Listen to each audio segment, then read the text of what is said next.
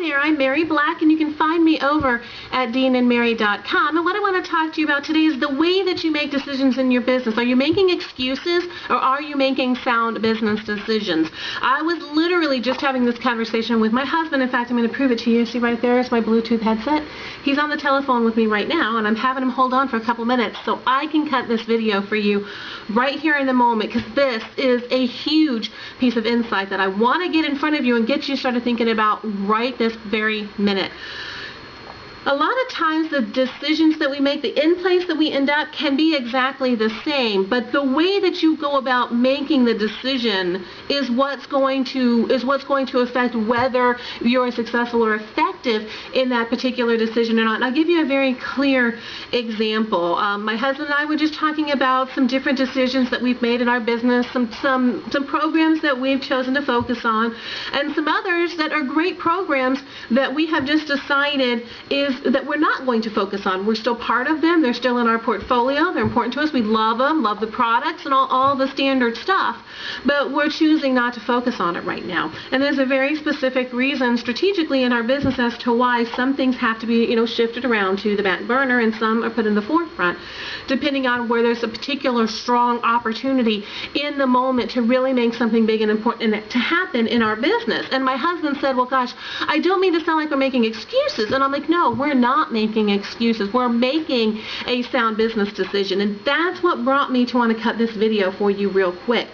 A sound business decision is one where you look at your options, whatever your choices are. I mean, you have a limited budget. You only have so much money to go around. You only have so many hours in the day to work. You only have certain technical skills maybe. And you have to make trade-offs about where you're going to spend your time, your money, and your resources. But you make sound business decisions by taking a look at what it is that you have to work with and choosing what you're going to focus on, what your priority is going to be. And then you shift the things that aren't, onto the back burner, into the background, and that is perfectly appropriate if you have made your decision as a business, if you've made a sound business decision, as opposed to saying, well, gosh, I'm afraid that we're not ever going to make money on that, and so I'm just going to kind of avoid it because I'm scared of it. Now you're being skittish and you're closing yourself up, right? I'm really big about talking about closing yourself up, and you sort of shut down and you're not doing anything. And what you're doing is saying, well, gosh, that program's not making money, or nobody will give me help with it, or I can't figure it out, or I can't find anybody to talk to about it, or any one of 1,000 excuses that you're out there fabricating in your head for why you're not doing anything. That is making an excuse. That is kind of justifying a decision that is made out of fear and through the wrong processes. And the way that you get to a decision is incredibly important. In fact, it's crucial in whether or not you're ultimately going to be successful, because it's going to affect what you do after you make that decision. So yes, we ended up in the same place deciding that we weren't going to focus on this particular program over here than we would have as an emotional thing, going, oh my gosh, it's not going to make money for us right now and I'm scared and I'm panicking, so I'm going to avoid it and hide from it.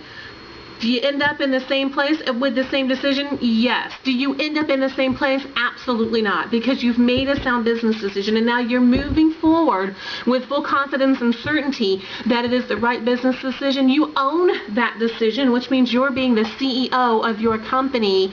You're running your company the way that you decided to run it, and you will push forward with that decision in the way that is right for you and for your business, as opposed to running scared. That's super, super important. Please get this. Are you making excuses for why you aren't doing anything, or are you making sound business decisions? And you need to make sure that you're making sound business decisions every time you do anything in your business. Stop yourself and catch yourself and notice what you're doing. Click on the link below, speaking of sound business decisions, a very sound business decision, to click on that link. Go find me somewhere. Put your name and email in some box somewhere that's going to get you on my email list, get you some of my cool free training so that you can start getting the tools and stuff that you need to help you learn how to make sound business decisions. And I will see you next time.